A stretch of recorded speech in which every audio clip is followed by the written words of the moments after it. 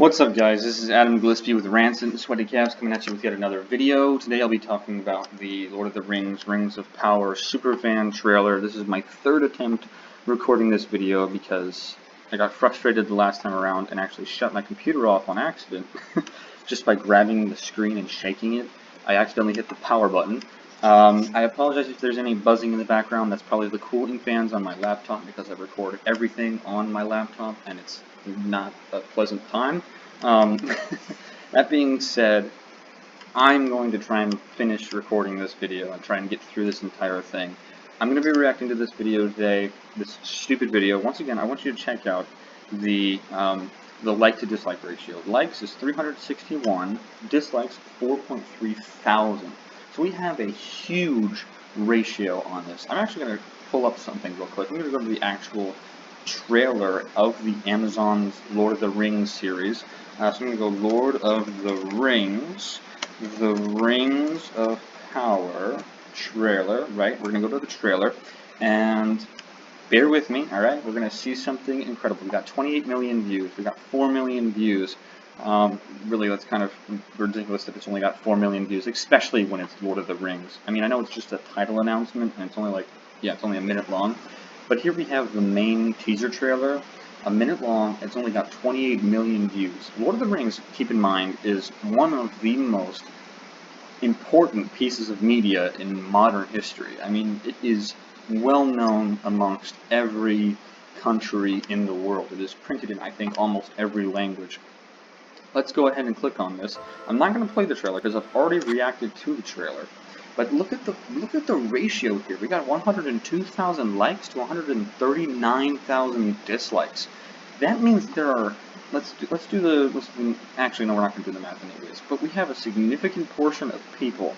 We have a total of 37,000 more people disliking this video than the average fantasy show enjoyers. Because look at this again, 102,000 people. That's probably people who watched Game of Thrones or any other fantasy franchise and thought, yeah, that's pretty good. I really want to watch something else that's fantasy related. And then they see this and they're like, ooh, that looks cool. Let's go ahead and like it. Whereas here, we've got 139,000 people. These are probably the Tolkien fans who haven't given up entirely on the Tolkien Society because it's becoming incredibly woke nowadays, and they're actually taking in mind the fact that none of this is what Tolkien would have wanted. I will actually cover a letter in a future video that Tolkien responded to in regards to a film adaptation that was going to be made about his movie, where he denied the ability to make that film because of how much it would disrespect the source material. That being said, let's go ahead and get into the video here. We're going to go ahead and watch this, react to it, and sorry, hiccup. We're going to react to it, and we're going to see what this Superfan trailer really is like in regards to just how stupid it is and how ridiculous these people are. Alright, let's go ahead and move on. Very excited after watching that. What? In case you didn't notice, I skipped ahead a little bit because I didn't want to have to deal with opening a fourth time. Okay, let's move on. Very intrigued to just see everyone else's thoughts and just gather what we want. That's what we're here for. That's what we're here for. Okay, so it's really words. adjective. So in case you didn't hear that, there's going to be 3 words that each of them are going to use to describe the trailer and describe what it is they thought about the trailer and how it is that they thought that the trailer stacked up and all this other stuff, and what it is they think that the show is going to be like and all this other stuff. And you'll hear a lot of representation and inclusivity and diversity in these stupid comments, okay? So let's go ahead and get started, and it's going to be the first, like the girl on the far right, or far left, depending on where you're looking at it or how you're looking at it. And she's going to do the first 3 words, and boy, oh boy, do I have some words for her. Rings of Power. Teaser trailer. Go. Okay. Breathtaking. No, it wasn't. No, it was not. Breathtaking, it was not. It looked like a generic fantasy show. It looked like something that you could pull out of your butt at any given moment and just say, yeah, that's my new fantasy show. It looked like you could literally just slap anyone's face on any other character's body and say, here we go, this is our new fantasy show. I mean, literally, you could have made up a whole new name for a character. You could have called Galadriel, you could have called her Safarina of the land of Gubantagawa, or something stupid like that. You could have literally created anything else, plastered this on it, and it would have looked the exact same. This did not look like Lord of the Rings. This did not look like what it should, and this had nothing to do with what Lord of the Rings is. Let's go ahead and move on to her next two words, but, I mean, it's not breathtaking. Objectively speaking, it is just a completely... Actually, I'm not going to say objectively speaking. It's not Lord of the Rings. It's not Lord of the Rings. It doesn't feel like Lord of the Rings. It doesn't look like Lord of the Rings. It just looks like a generic fantasy show. Moving on. I literally didn't breathe. You have to breathe. Exhilarating and intriguing. Exhilarating and intriguing. So that's probably one of the main words that they're going to use to describe this trailer. Intriguing, because they literally know nothing about what the actual show is going to be about. Because all they think is, oh wow, here's some video of the trailer. Here's some people running on horses. Here's a person here's a small red-headed person in a cave. Here's an open hillside. Here's a giant open flatland. Here's an ice wall. That's all there is in this trailer. That's all there is in the Amazon Lord of the Rings Rings of Power trailer that was released on the Super Bowl. Amazon had to spend so much money to get this pushed out there so that people could see it, and it was a waste of time because of that ratio again. That ratio just speaks bounds of how uninteresting this show is and how ill-gotten this show is. Let's go ahead and move on. I don't know how I'm going to get through this review because of how ridiculous it all is, but let's go ahead and move on. I didn't notice that you weren't breathing. Yeah, I was going to call first Gosh, date. this It was like I was stupid joke. trying, It's not funny. but every time I was like, okay, take a breath, something Oh my new gosh, would take a happen. breath. I was like, fall off your chair. Chances are these people were not watching the trailer altogether, okay? Chances are they were not. And if they were, then that explains how stinking stupid they are in regards to their own takes, because they literally just go off of whatever the first person said. That's all it is. It's... Moving on. No. I don't want to yell. I would say like expansive. Expansive, which is just inaccurate. Again, what about this is expansive? What about it is expansive? The open fields? The many open fields? The black elf? Is that what's so expansive about it? The black elf?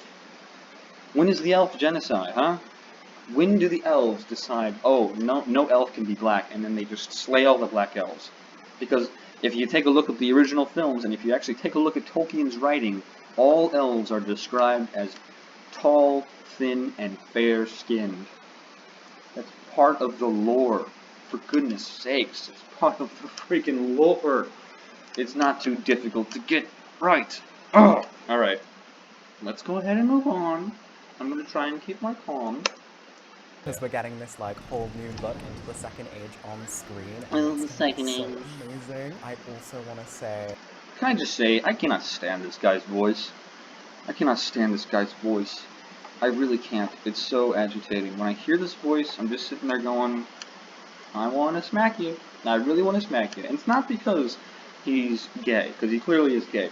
It's because anytime I hear a voice with a British accent as pomp as his, I just think, oh, he thinks he's royalty, and I want to smack him. I really do. Not because of sexuality or anything like that. It's the actual tone of voice and the pomp and stance behind it. It's just frustrating to hear. representative. Oh my gosh, representative. I couldn't even get like 1 second back into the video before I had to pause it again because he went up, representative? Oh my gosh, representative. What about this is representative? Oh, it must be the black elf, right? Yeah, and you'll see later on in this video, they're going to talk about how they all thought that they felt included in the story, but they also felt alienated because none of the characters had their skin color. You don't need skin color to feel included in the story. You know, some people really like the Black Panther story and related with the characters in the Black Panther movie, not because of their skin color, but because they liked the movie. Now, I mean, the Black Panther movie was a terrible movie, objectively speaking. It was really poorly written. But you can see yourself in other characters. You don't have to have the same skin color as a character to see yourself in that character. For instance, I really like Nick Fury as a character in the MCU. I mean, he's kind of gotten a little bit ridiculous now. I also really like Sam Wilson in the MCU before he went down his stupid I'm now Captain America phase where he pretended to be Captain America and just stole Cap's shield and all this other crazy stuff. But I mean, there's tons of other examples where I actually do like. For instance, when I was growing up, when I was watching the Teen Titans TV show, Cyborg was one of my favorite characters. He's a black guy.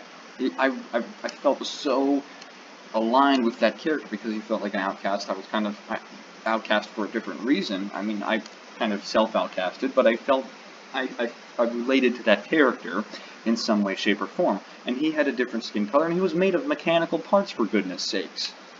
I also felt related. I had some sort of a care for the character of the Jon Stewart Green Lantern in the original Justice League TV show as a kid. I felt I had some sort of relatability to that character, not because of his skin color, but because of the fact that he was a well-written character and I could understand some of the emotional problems or the emotional trauma that he might go through, or the struggles of his life, or something like that. I could very well relate to those characters, not because of their skin color, but this is all they care about, is skin color. Now, I don't want to get on this rant and make this video a half hour long, or 45 minutes long, or an hour long, because I don't want to have to cover every second of this video. So I'm going to go ahead and play the video and get back into it. Because we're getting like more diversity within this. More diversity, there it is. Right after I said they were going to talk about diversity, that's exactly what they did. Series, like we're seeing Patrick's Black Elf, we're seeing the Dwarf, and I'm very looking forward to like looking at that. Okay, so one of the reasons why it is that you don't notice what a female dwarf looks like is because of the fact that in the books and in the films they are described as having such a similar complexion to that of male dwarves that many of people think that there are no female dwarves, and that it is actually given a rumor that dwarves just sprout up out of the ground and that they are some sort of magical mythical creature that have no birth parents. And that was, I'm loosely quoting Gimli from, I believe, The Two Towers in Lord of the Rings. And if I'm not quoting him in The Two Towers, it's Return of the King, but I do believe it's The Two Towers. It's when they're going to Helm's Deep, okay? I am loosely quoting, but I got it near spot on. You should go look up that quote from Gimli. Look up, do female dwarves have beards? Because female dwarves in the Lord of the Rings have beards. They look almost exactly like male dwarves. The only difference is probably, the fact that they can give birth, Now let's go ahead and get back into the video. And I already mentioned the Black Elf and the Black Dwarf and all this other crazy stuff. The stupid need to change skin colors of entire races of individuals. Like the elves are their own race. The elves are a fair-skinned, tall, thin, magical race of individuals who have a light weight, and they are well-trained warriors. They're also immortal. That's part of the lore. Dwarves are a race. Now, and there are reasons for why each of those races have whiter skin than they do darker skin. So, and even if you do introduce darker-skinned elves and dark-skinned dwarves and dark-skinned hobbits, you're going to have to answer the reason why it is that there are no dark-skinned elves, dwarves, or hobbits in the future. You're going to have to figure out a way to get around the idea that there's a genocide, okay? Because that's the only explanation for why it is that you don't see any elves, dwarves, or hobbits looking like African Americans. Okay, that's the only way that you can get around that. Now, I'm going to go ahead and play the video, and I'm going to try and not get frustrated, or just come back with one-worded comments as we go along, okay? And then, I guess, like, intriguing. Intriguing. There it is again. Yet, literally just playing off the first girl's description of what she thought about this video. Intriguing. I felt so intrigued. I felt so intrigued. Just stop with the intriguing. It's not intriguing. Because obviously this period of history in the Middle Earth is very rife with notions of the plot of the Hobbit. Notions of the plot of the Hobbit. Power. This just tells you that this guy has no idea what it is he's talking about, because he's literally just rambling on. He's trying to find the words to connect it to the Lord of the Rings, but there are no words to connect it to the Lord of the Rings. The reason why there's no words to connect it to the Lord of the Rings is because it's literally just a fantasy story with Lord of the Rings slapped on the title of it to make it seem like it's more valuable than it is. That's all this stupid show is, and he's desperately trying to connect it back to the main source material, and he's failing. Being forged. Definitely more than 3 words. Thank you. I love it. Thank you. I'm an over-explainer. I love it. I would say awestruck. Awestruck. Again, what is it about awestruck? How about you describe it with words that you would actually use in real life? Okay? Not words that you've been scripted to use, and words that you think would sound good to the ears of Lord of the Rings fans, because you're failing miserably at trying to relate to them, okay? Just a little piece of advice there, alright? Remember, Tolkien himself used very simple words to describe the actions and events taking place around his characters when he was writing the novels. And man, is that an incredible thing. Now, I'm not going to get into his whole writing technique. I'm just going to go ahead and play the video again. Mystified and starstruck. Wow. Mystified and starstruck. So she has awestruck, mystified, and starstruck. So two of them, she's been struck by awe and stars. She's been struck by stars in one word and struck by awe in another. Just starstruck. Wow, what an incredibly descriptive term. Not at all. It's not at all descriptive. It's not interesting. I have no words to describe how ridiculous this 3-word description game is, because it's really just not. It's not interesting. She literally runs out of words, so she brings up awestruck, but she knows, oh, I already said that. I'll have to say starstruck. And she said mystifying, and it's like, what about this is mystifying? You literally see things that you would see in any other fantasy story, yet it's somehow amazing and incredible. There's nothing to the plot given away here. There's nothing that teases what's going to happen in the future of the show. There's nothing that actually teases the fans to realize, oh, here's the plot of the story. Here's the plot of at least the first season or the first episode. Here's a trailer that kind of tells you a little bit about what it is we're trying to do. This is what we're trying to do in honoring Tolkien and Lord of the Rings. No, it's just literally look at Galadriel, look at the black elf, look at the female dwarf, look at the female hobbit, look at this character, look at the troll. The troll is there. Can you see the troll? Look at the horses riding into battle. Those are horses. Yeah, that's literally all the trailer is. It's literally just look at this. No, look at this. No, look at this. No, look at this. And most of the time it's looking at stuff that it's pointless. It doesn't have any actual value or add any value to the trailer. It's literally just, here's a clip from the show, enjoy. And it's like, whatever. I'm just going to go ahead and play the rest of the video. I might jump around a little bit because I want to have to get into this. I'm already at 17 minutes. This would be like an hour-long video if I really was to break down every second of it. So I'm going to skip forward to some other parts and just kind of tear apart whatever it is that they're asking in that moment, okay? Very strong words. That is like the word for the next TV show. Yeah. Or just like Yeah, so these guys are shills. Very strong words. Those are definitely the words for the next teaser trailer. popping up Popular. with your Sick name of on this. Wyland. I'm so sick of this So garbage. in the teaser trailer, and obviously a lot of stuff we read about it, we're introduced to the first black elf. Introduced to the first black elf. That's the most important thing. That's the first thing they go to. Now let's see what they all think about this. I'm telling you, it's going to be literally, well, I just felt more included. Female dwarf. Now diversity, especially on screen as an actor, means a lot to me because growing up I hardly had that, watching TV and watching a lot of film and stuff. Never saw Boy, is this guy quiet. I can hardly hear him, and I have my volume on like full blast. It's ridiculous. Ugh. people of my colour. So it's exciting to see that, diversity is being explored in the Rings of Power. It's exciting to see What are your thoughts diversity on the being casting? explored. Blah blah blah I'm blah. very excited for it because Okay, so we're going to get into some very hypocritical speech right now, okay? They're going to go into what they think about Tolkien and how they think that it's inclusive and it makes this incredibly inclusive story. But then they're also going to say that he wasn't inclusive enough. See, he didn't put black people in his story, so he wasn't inclusive enough. He didn't put gender queer or gender fluid or asexual or they them pronoun individuals into the story, so he wasn't inclusive enough. So, he's evil. That's basically what they're going to say. Now, they're probably not going to use such harsh terms as he was evil, because they still realize that they have to kind of somewhat appeal to the fans, even though they wish they could just spit in the fans' face.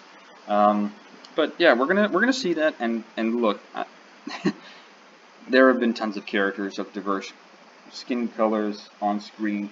The diversity of skin color is not the most important thing.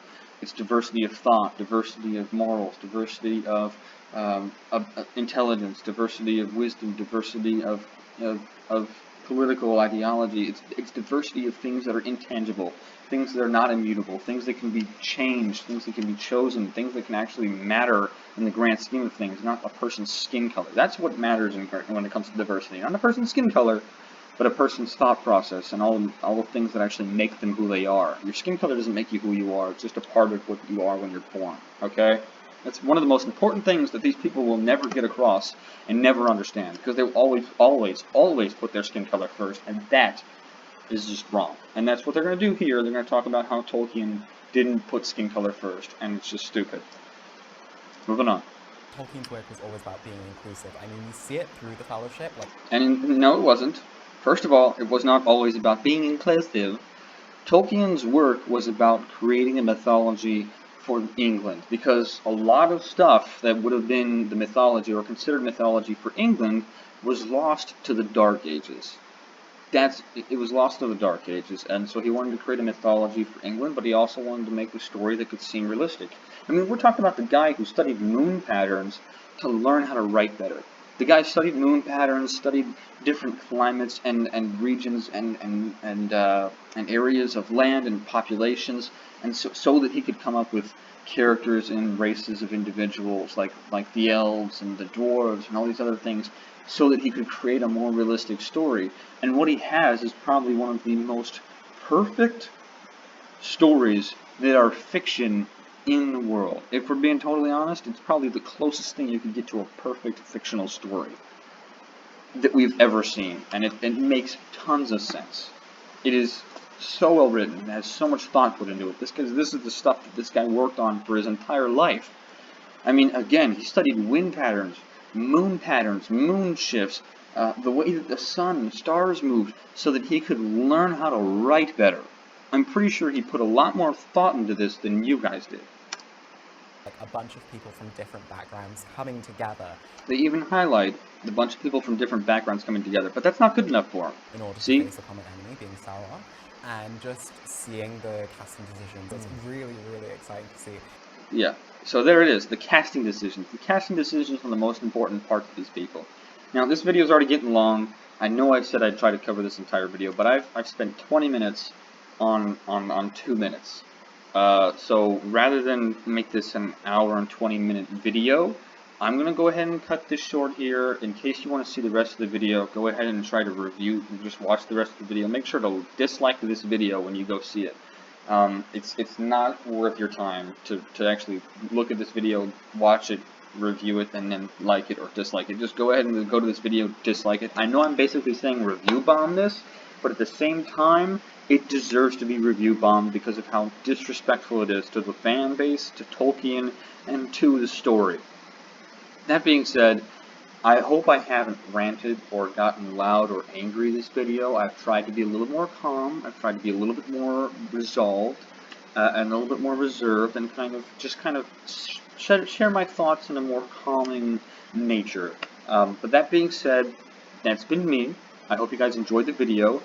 Make sure to like, comment, subscribe. Let me know your thoughts down below in the comment section. I already said that basically, but any engagement means a ton to me, you guys. As a pretty small YouTube channel with only, I think, 19 subscribers, any engagement at all means a ton to me. It really is something that I cherish every time a view pops up on my videos. I mean, it might not seem like a lot to a lot of people, 30 views here or 15 views there, but it means so much to think that there are people out there who actually share my opinions and think my videos are good enough to take interest in. So once again, just like, comment, subscribe. If you like this video, share it with your friends. That's been me. This has been Adam with Rancid and Sweaty Calves. I hope you guys have a great day and a great rest of the week.